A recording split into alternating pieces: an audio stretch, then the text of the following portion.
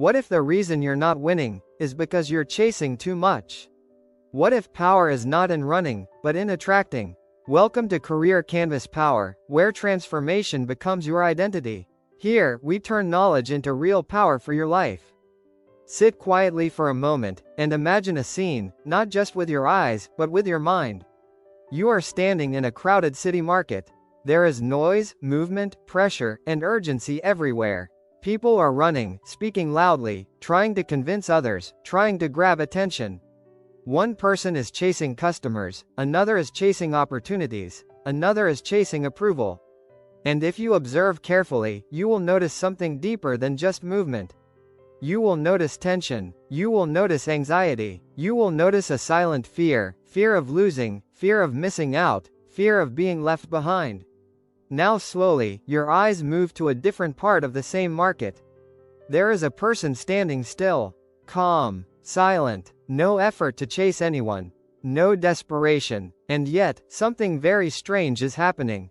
People are walking toward him. They are asking for his time. They are waiting for his attention. Without running, without shouting, without chasing, he has become the center of gravity. Now stop here, and think deeply. Who is powerful? The one who is running after everything, or the one who has made everything come to him? This question is not simple. This question is the beginning of understanding power. From childhood, we are programmed in a very particular way. We are told that success belongs to those who chase it. We are told to run faster, work harder, grab opportunities before someone else takes them. And this belief becomes so strong that we never question it. We assume that chasing is the only path. But what we fail to see is the hidden cost of constant chasing. When you chase too much, you reveal your need. You show that you cannot afford to lose. You show that you depend on the outcome. And the moment you show dependence, something invisible happens, the balance of power shifts. The other person, the other side, the situation itself begins to control you. They decide the pace. They decide your value. They decide whether you win or lose. You may think you are active, but in reality, you are reacting. And the one who reacts is never truly in control. Now listen carefully, because this is the core shift that separates ordinary thinking from strategic thinking. Law 8 teaches that real power is not in chasing, it is in attracting. It is in creating such value, such curiosity, such pull, that people come to you on their own. And when they come to you, everything changes. They are no longer in control, you are. Because understand this deeply, the one who controls movement controls power. If you are moving toward others, you are adjusting to them. But if others are moving toward you, they are adjusting to you. This is not visible on the surface, but it changes everything underneath. Think about a simple situation in your life. Imagine you are constantly messaging someone, waiting for replies, trying to keep the conversation alive. Notice how you feel. There is uncertainty. There is dependence. Now imagine the opposite. Imagine that person is the one reaching out to you, waiting for your reply, trying to get your attention. Suddenly, the feeling changes. The control shifts. This is not just about relationships. This is about power dynamics. And Law 8 is teaching you how to design those dynamics consciously. Now we move to the most important and most misunderstood concept of this law, the idea of bait. When people hear this word, they think of manipulation in a negative way. But in reality, bait is nothing but a deep understanding of human psychology. It is the ability to recognize what people desire, what they are curious about, what they fear missing, and what makes them move. Human beings are not driven only by logic. They are driven by emotion. Desire pulls them forward. Curiosity makes them explore. Greed makes them act quickly. Fear of missing out creates urgency. When you understand these forces, you can create situations where people naturally move toward you. Think about how this works in real life. A limited offer creates urgency. A rare opportunity creates desire. A mysterious idea creates curiosity. A high-status position creates attraction. You are not forcing anyone. You are simply presenting something in such a way that their own mind pushes them to act. This is why the law says, use bait if necessary. Because the goal is not to push people, it is to pull them.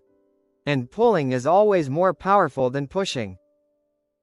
Let us go deeper into history, because history shows us both success and failure in the clearest way. Think about Napoleon Bonaparte, a man known for his brilliance, his strategy, and his victories. He was not an ordinary leader. He understood war at a very deep level. But even the greatest minds can fail when they break fundamental laws. In 1812, he invaded Russia. Instead of controlling the situation, he started chasing the Russian army. Now observe what the Russians did. They did not fight directly. They did not confront him in a traditional way.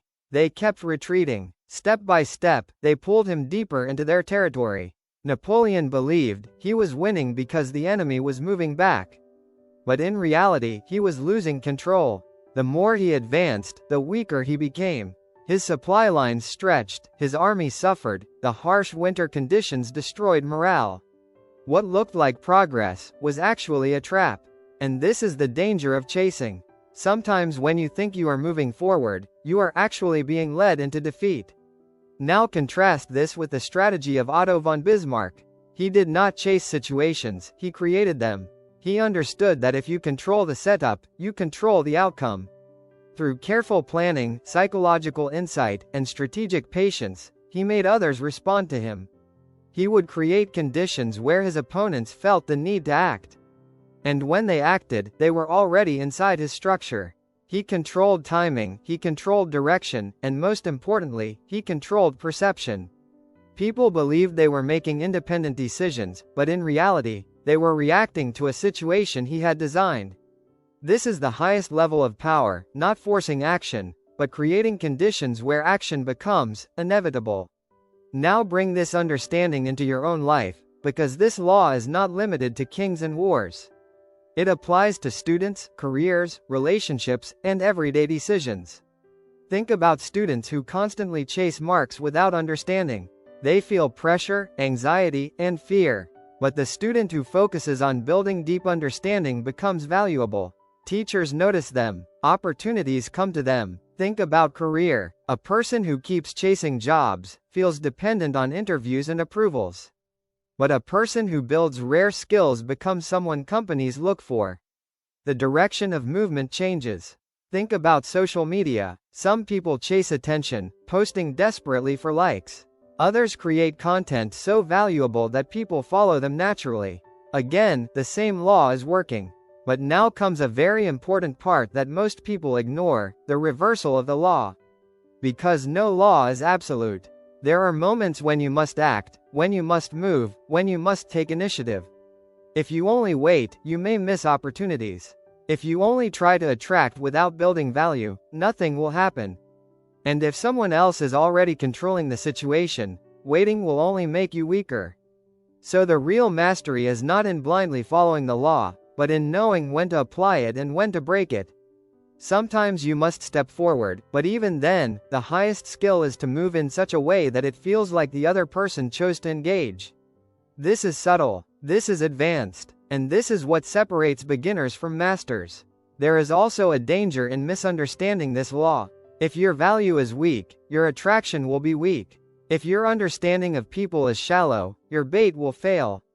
If you try to manipulate without wisdom, you will lose trust.